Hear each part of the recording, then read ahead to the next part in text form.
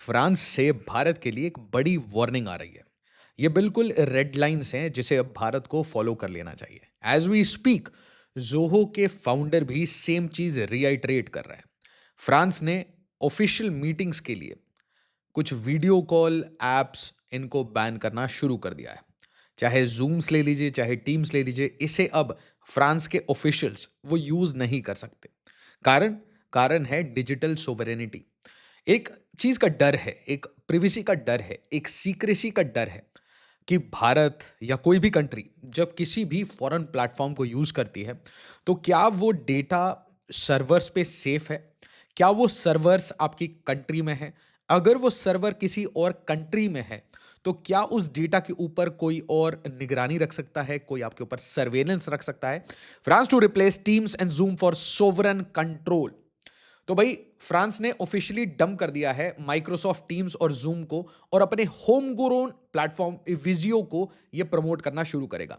अब इशू क्या है? फ्रांस या फिर पूरे यूरोप को कह लीजिए, यूरोप को अब अमेरिका पे ट्रस्ट नहीं है।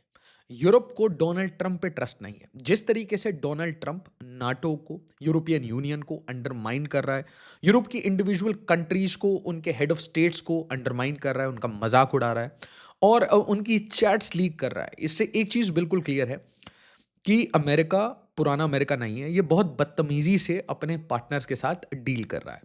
इसके साथ साथ अगर आप किसी भी होम ग्रोन प्लेटफॉर्म पे जाते हैं, तो आपकी लोकल इनोवेशन भी क्रिएट होती है, आपका डेटा भी सेफ होता है, आपके यूजर्स की प्राइवेसी भी मेंटेन होती है, और सबसे इंपॉर्टेंट, आपकी सरकार क्या काम कर रही है। अब जैसे आप इन जनरल देखेंगे भारत में कि बहुत सारे डिपार्टमेंट्स वो व्हाट्सएप के ग्रुप्स पे ऑपरेट कर रहे हैं।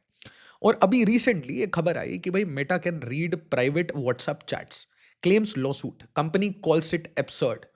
तो भाई एक क्लास एक्शन लॉसूट अमेरिका में फाइल किया गया है, जहां पे बोला गया है कि रियल टाइम में आपके इंस्टाग्राम के मैसेजेस, फेसबुक मैसेंजर के मैसेजेस, व्हाट्सएप के मैसेजेस को, चाहे आप इंक्रिप्शन ऑन करें ना करें, वन टाइम मैसेज रखें, वट एवर इट इज, और आपको ये पता होना चाहिए कि भारत के मिलिट्री प्रोफेशनल्स, भारत की इंटेलिजेंस के एजेंट्स, भारत के जो तंत्र में काम करने वाले ब्यूरोक्रेट्स हैं, अलग अलग डिपार्टमेंट में काम करने वाले लोग हैं, इसके साथ साथ मंत्रालय, बहुत सारा ऐसा काम आज भी कंप्लीटली व्हाट्सएप के ग्रुप्स पे चल रहा है।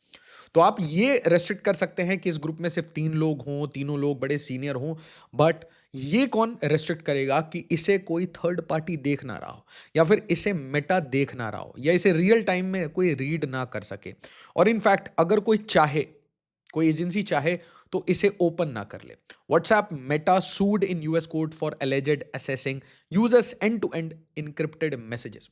और भाई यहाँ पे जोहो के फाउंडर श्रीधर वेम्बू का बहुत बड़ा आर्ग्यूमेंट है कि ये पूरे बिजनेस मॉडल में ही एक बहुत बड़ी प्रॉब्लम है, और जब तक ये बिजनेस मॉडल ऐसा ही रहेगा, तब तक कोई कितने भी बहाने बना ले, कोई कितनी भी आपको बोल दे कि भाई सब कुछ सेफ है, सब कुछ प्राइवेट है, आपकी आइडेंटिटी को हम बिल्कुल प्राइवेटली डील कर रहे हैं, कोई भी मोबाइल फोन क्लेम करना शुरू कर दे कि भाई सब कुछ प्राइवेट है, नथिंग इज प्राइवेट।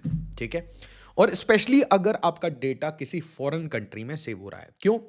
क्योंकि जब आपका डेटा है, उसी डेटा के बेसिस पे ही एड्स रन किए जाते हैं, और अगर कोई भी सोशल मीडिया कंपनी वो एड डिपेंडेंट है, तो इसका मतलब उसे पर्सनलाइज्ड एड लगाने पड़ेंगे, और इसके लिए उसे आपका डेटा चाहिए। और इसलिए बोला जाता है ना, वो data is the new oil. ये आर्टिफिशियल इंटेलिजेंस के टाइम पे, ये बिग टेक के टाइम पे, इतनी मास पेनिट्रेशन ऑफ इंटरनेट के टाइम में, चीप डेटा के टाइम में, सबके हाथ में स्मार्टफोन्स है, आपको क्या लगता है what is free? Nothing is for free. तो इसका मतलब जो हम कोई भी फ्री एप्स यूज कर रहे हैं, we are essentially selling our data. हम अपनी डेटा को बेचते हैं, उसके हिसाब से पर्सनलाइज एड्स हमारे पे आते हैं। और श्रीधर वेम्बू का सिंपल सा ये कहना है कि अगर कोई भी प्लेटफॉर्म एड डिपेंडेंट है, तो भाई ये काम होगा। Trigger for the debate, a US class action lawsuit accuses Meta of misleading WhatsApp users about end to end encryption. तो ये इनक्रिप्टेड मैसेज है, इसे डिक्रिप्ट किया जाएगा, इसे डिक्रिप्ट करना बहुत मुश्किल है, और भाई इसके इसमें ये फेल प्रूफ प्रूफ स्ट्रैटेजी है। कोई अगर इन्वेस्टिगेशन भी होगी तो भी हम अपना डेटा नहीं देंगे। इसके ऊपर एड्स भी आपने देखा होगा मल्टीपल कंपनीज लगाती हैं। कमेंट में डाल दीजिए ऐसी कौन कौन सी कंपनी है जो बड़े बड़े वादे करती है, बट ऐसी कोई प्राइवेसी एग्जिस्ट नहीं करती। इसलिए मैं चाहता हूं आप इस वीडियो को लाइक करें, शेयर करें, हाइप करें, अपने सारे दोस्तों के साथ शेयर करें। इनफैक्ट मैं cyber security expert Amit Dubey sir के साथ बैठा था, तो वो कह रहे थे कि बहुत सारे बच्चों को, बहुत सारे यंग अडल्ट्स को ये लगता है कि उन्होंने कुछ प्राइवेट इमेजेस को किसी सेफ ऐप में रखा है, किसी सेफ लॉक में रखा है, उसे लॉक करके रखा है, तो वो इमेजेस, वो वीडियोस, वो प्राइवेट है। वो कपल की इमेजेस होती हैं, उसमें हो सकता है कुछ पर्सनल कंटेंट हो, तो लोगों को लगता है कि ये प्राइवेट है, but there is absolutely nothing private. जब भी कोई डिवाइस इंटरनेट से कनेक्ट होती है, तो कहीं ना कहीं ये डेटा को लीक किया जाता है, और इसी के कारण वो एप्स फ्री में चल पा रहे हैं।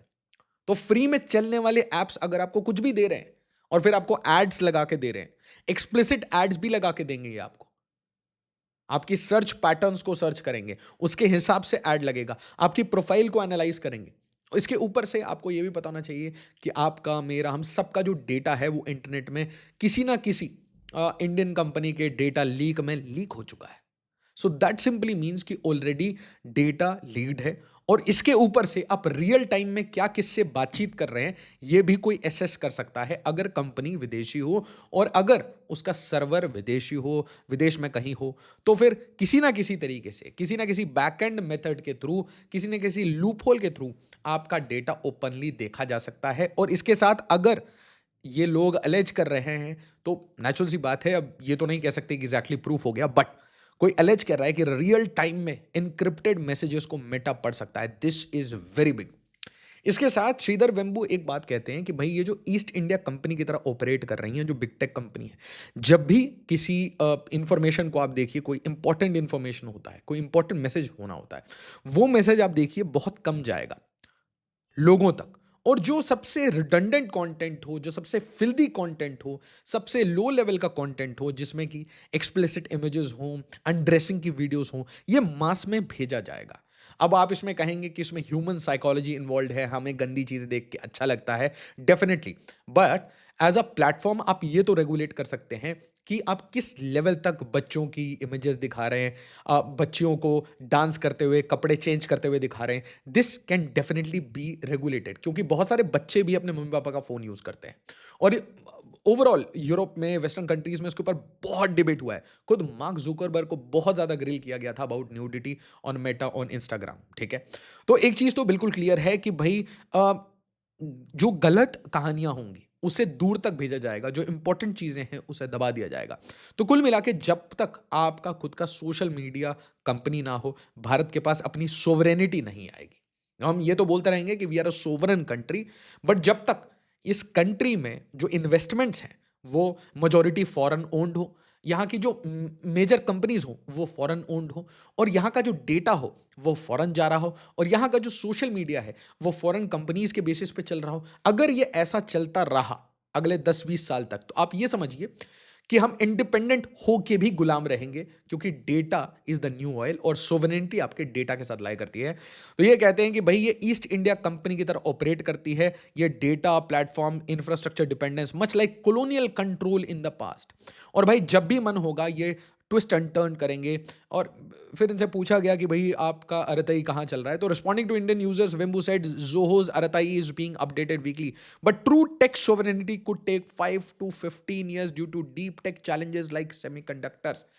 अब आप एक चीज सोचिए, जस्ट इमेजिन कि अगर हम सिर्फ भारत के तंत्र को देखें, सीसीटीवीज को देखिए, इलेक्ट्रॉनिक डिवाइसेस को देखिए, सॉफ्टवेयर्स को देखिए, बिग टेक को देखिए, तो अगर आप लेयर बाय लेयर एनालाइज करना शुरू करेंगे तो आपको समझ आएगा कि हमारा डेटा या तो चाइना लीक हो रहा है, या तो यूरोप में जा रहा है, या तो अमेरिका जा रहा है। और इसीलिए इन सारे लेयर्स पे भारत को, सिर्फ जोहो ये काम नहीं कर सकता, भारत को मल्टीपल लेयर्स में मल्टीपल कंपनीज को बिल्ड करना पड़ेगा, इनको फंड करना पड़ेगा, और इनको स्ट्रेटेजिकली प्रोटेक्ट करना पड़ेगा। एक एग्जांपल दूं भारत के स्ट्रेटेजिक फेलियर का।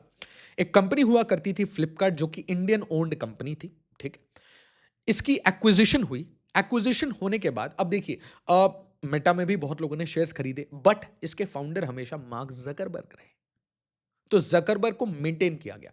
बट जैसे ही फ्लिपकार्ट बिकता है, अचानक से उनके फाउंडर्स को, को फाउंडर्स को बाहर निकाल दिया जाता है, धक्के मार के बाहर निकाल दिया जाता है। और इवेंचुअली होता क्या है कि फ्लिपकार्ट ने जितनी मेहनत की ई कॉमर्स में, उसका सारा डिविडेंड किसे मिला? जो नई अमेरिकन कंपनी है। तो हम अगर अपने फाउंडर्स को नहीं बचा पाते, हम अपने टेक कंपनीज़ को नहीं बचा पाते, हम जो टैलेंट है उसको इंडिया में रिटेन नहीं कर पाते, हम सॉफ्टवेयर पे, हार्डवेयर पे, सेमीकंडक्टर्स पे, सोशल मीडिया पे अगर काम नहीं करते अगले 10-20 साल में, तो हमारी इकोनॉमी अगर $10 ट्रिलियन पे पहुँच भी जाती है, तो भी रियल सोवेरेनिटी उसके बाद भी कहीं और होगी और फिर से कोई ना कोई सत्ता के साथ इलेक्शंस के साथ वो गेम करने की कोशिश करेगा। अवेयरनेस वाली वीडियो है, इसे शेयर ज़रूर करिएगा। इसके ऊपर कोई और अपडेट आएगा तो मैं आपके लिए लेटेस्ट अपडेट ज़रूर ले आऊँगा।